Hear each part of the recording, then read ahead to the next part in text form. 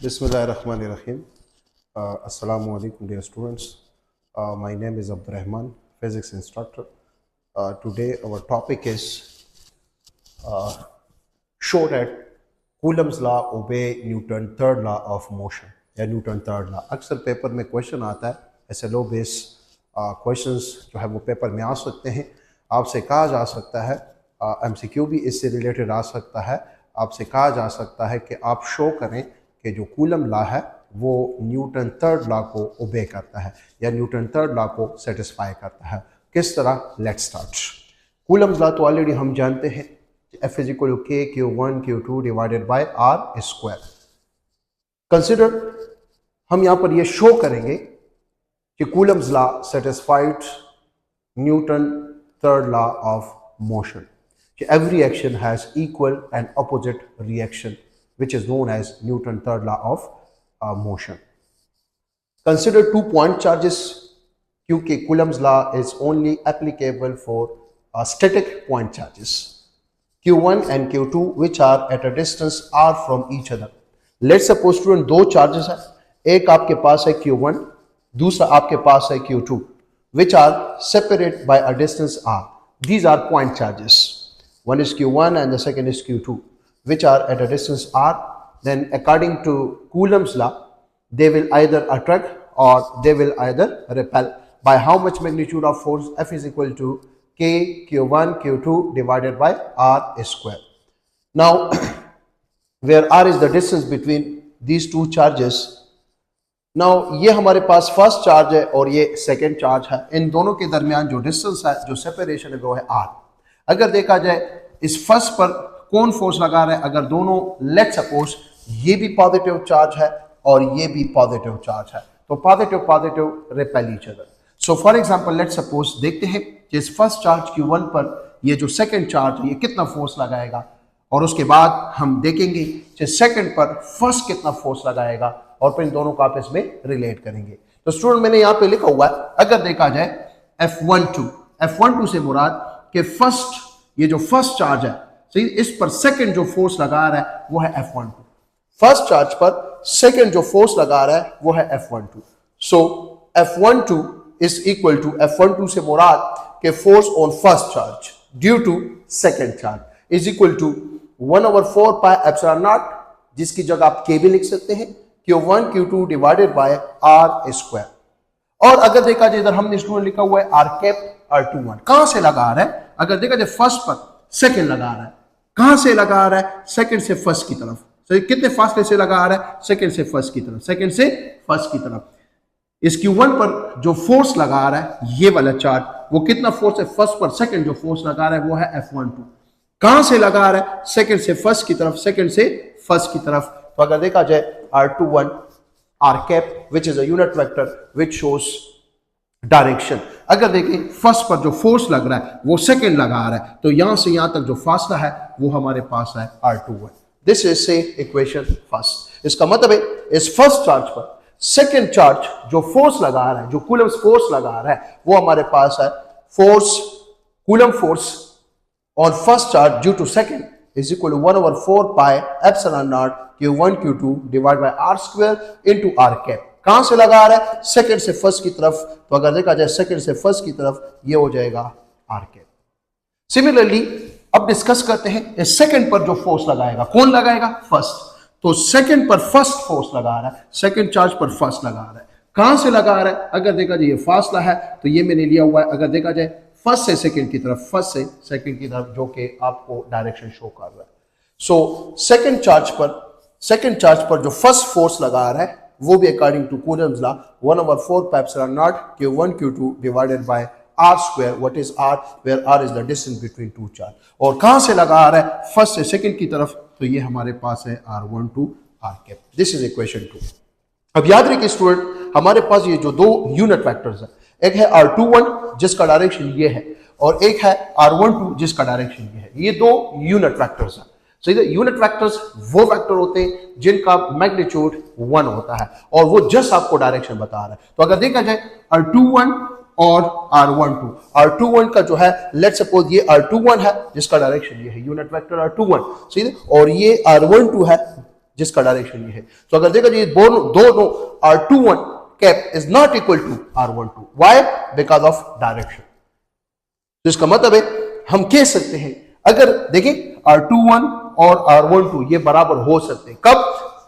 If we place negative sign, it means R21 is equal to minus R12। तो फिर हम यहां पर स्टूडेंट इक्वेशन 1 में R21 की जगह मैं लिख सकता हूं minus R12। Put in equation number 1, so equation number 1 become the force on first charge due to second is equal to 1/4 pi epsilon naught Q1 Q2 divided by R square, और R21 की जगह student मैं लिख सकता हूं R21 की जगह minus R12 cap, minus R12 cap. ये माइनस साइन यहां पर लगाएं, इसको बाहर निकाल लें।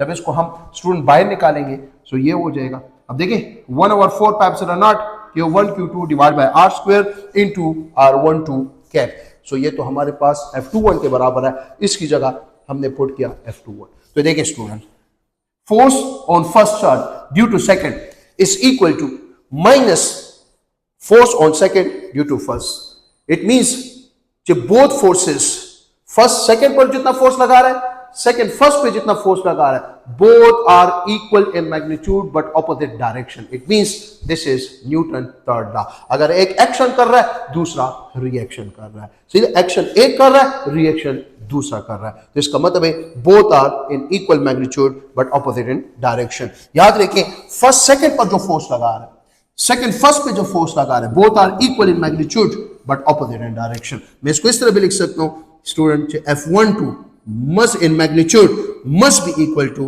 F21 in magnitude। First second पर जितना फोर्स लगा रहा है, सेकंड फर्स्ट पर उतना ही फोर्स लगा रहा है। तो इसका मतलब है अगर दो चार्जेस है, सीधा एक Q1 है, एक Q2 है, एक एक्शन कर रहा है, दूसरा रिएक्शन कर रहा है, action is equal to reaction. सही है, according to Newton third law, every action has equal and opposite reaction. So both forces, first second पर जितना फोर्स लगा रहा है, सेकंड फर्स्ट पर जितना फोर्स लगा रहा है, दोनों का मैग्नीट्यूड सेम होगा, लेकिन डायरेक्शन क्या होगा? ऑपोजिट होगा। नाउ ये हमने शो किया, प्रूफ किया, सीधा ये पेपर में एमसीक्यू भी आ सकता है कि Coulomb's law satisfy Newton first law, Newton second law, Newton third law, gravitational law. तो आपको पता होना चाहिए कि Coulomb's law satisfied Newton third law of motion, MCQ के लिहाज से इंपॉर्टेंट है। और फर्स्ट सेकंड पर जितना फोर्स लगाएगा, सेकंड फर्स्ट पर उतना ही फोर्स लगाएगा। सही ना, force is independent of either charge magnitude. ये जो फोर्स है ये डिपेंड करता है product of magnitude of two charges. Now student, ये हमने सीख लिया।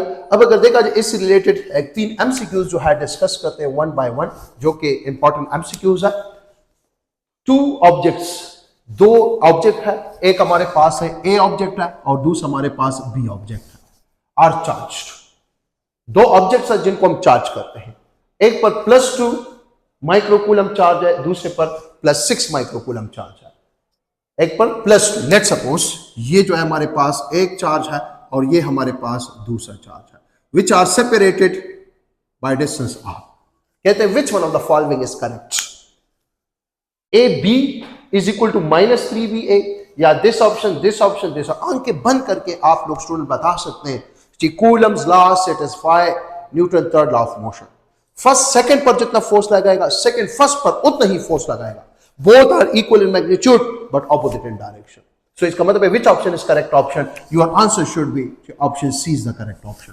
फर्स्ट सेकंड पर जितना फोर्स लगा, हालांकि फर्स्ट चार्ज का, फर्स्ट जो स्फीयर है उस पर चार्ज का मैग्नीट्यूड कम है और सेकंड जो स्फीयर उस पर चार्ज का मैग्नीट्यूड ज्यादा है, लेकिन ये म्यूचुअल फोर्स है, F is proportional to the product of two charge. तो इसका मतलब है फर्स्ट सेकंड पर ए बी पर जितना फोर्स लगाएगा उतना ही फोर्स बी ए पर लगाएगा, both are equal in magnitude but opposite in direction.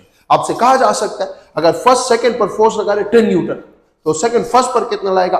Must 10 Newton लगाएगा। Both are equal in magnitude but opposite in direction. Why? Because Coulomb's law satisfied Newton third law of motion. Second MCQ, 2 charges of 3 microcoulomb and 9 microcoulomb are at a distance r, then the force exerted by 3 microcoulomb charge on 9, ये जो 3 microcoulomb charge है ये 9 microcoulomb charge पर कितना force लगा आ रहा है? 12 Newton. Now the force exerted 9 microcoulomb charge by 3 microcoulomb charge is, अगर दो चार्जेस है, एक 3 माइक्रोकूलम है और दूसरा 9 माइक्रोकूलम है। हालांकि आपको कंफ्यूज करने के लिए यहां पर आप कंफ्यूज हो जाते हैं कि सर ये तो 3 माइक्रोकूलम है और ये 9 माइक्रोकूलम है। 9 माइक्रोकूलम चार्ज मैग्नीट्यूड ज्यादा है तो ये ज्यादा फोर्स लगाएगा इस पर, और इसका मैग्नीट्यूड कम है 3 माइक्रोकूलम है तो ये कम फोर्स लगाएगा 9 पर। लेकिन बात इस तरह नहीं है, क्योंकि एक्शन और रिएक्शन है। ठीक है, ये जो है हमारे पास जो फोर्स है कूलम फोर्स, वो डायरेक्टली प्रोपोर्शनल है product of two charge, mutual force है। Action must be equal to reaction. जिसका मतलब है अगर 3 माइक्रोकूलम 9 माइक्रोकूलम पर 12 न्यूटन फोर्स लगा रहा है तो 9 3 पर कितना लगाएगा? 12 न्यूटन फोर्स लगाएगा। Why? Because Coulomb law satisfies third law of motion. तो इसका मतलब है अगर 3 माइक्रोकूलम 9 माइक्रोकूलम पर 12 न्यूटन फोर्स लगा रहा है तो 9 3 पर कितना फोर्स लगाएगा? वो भी हमारे पास जो होगा 12 होगा। So which option is correct option? Option D is the correct option. याद रखें, अगर एक पर चार्ज का मैग्नीट्यूड ज्यादा है और दूसरे पर चार्ज का मैग्नीट्यूड कम है, आपको कंफ्यूज करने के लिए कहा जा सकता है जो ज्यादा वाला है अगर वो जो है ज्यादा फोर्स दूसरे पे लगा रहा है तो कम ज्यादा वाले पे कितना फोर्स लगाएगा? बार बार कह रहा हूं, same force. Why? Because Coulomb's law satisfied Newton third law of motion. Every action has equal and opposite reaction. MCQ number next, third MCQ. Two charges of 2 microcoulomb and 4 microcoulomb are at a distance of 1 meter. दो charges है, एक 2 microcoulomb है और दूसरा 4 microcoulomb है। इनके दरमियान जो फासला है वो है 1 मीटर। The ratio of the Coulomb force on one another is, ratio मांग रहा है।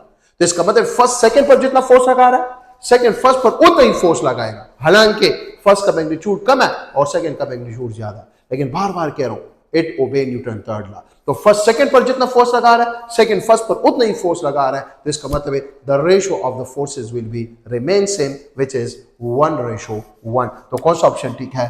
Your answer should be option number D is the correct option. तो अक्सर पेपर में SLO बेस अगर फॉर एग्जांपल कोई MCQ आता है, आपसे कहा जा सकता है, MTCAT के लिए भी जो है ये इंपॉर्टेंट क्वेश्चन है, आपसे कहा जा सकता है कि Coulomb's law satisfy which law of motion, तो आपको पता होना चाहिए थर्ड लॉ ऑफ मोशन। सही था। और इसी तरह अगर पेपर में आता है कि show that Coulomb's law satisfied Newton third law of motion, तो आप लोगों ने इसको इसी तरह जो है प्रूफ करना है, जिसके सॉलिड मार्क्स है। सही था। और इसी तरह इससे रिलेटेड MCQs भी हमने डिस्कस किए। Thank you so much. कोई भी क्वेश्चन हो आप लोगों का तो आप लोग जो है कमेंट कर सकते हैं। आप इस वीडियो को लाइक भी कर लें और अपने दोस्तों के साथ शेयर भी कर लें। Thank you so much. खुदा हाफिज।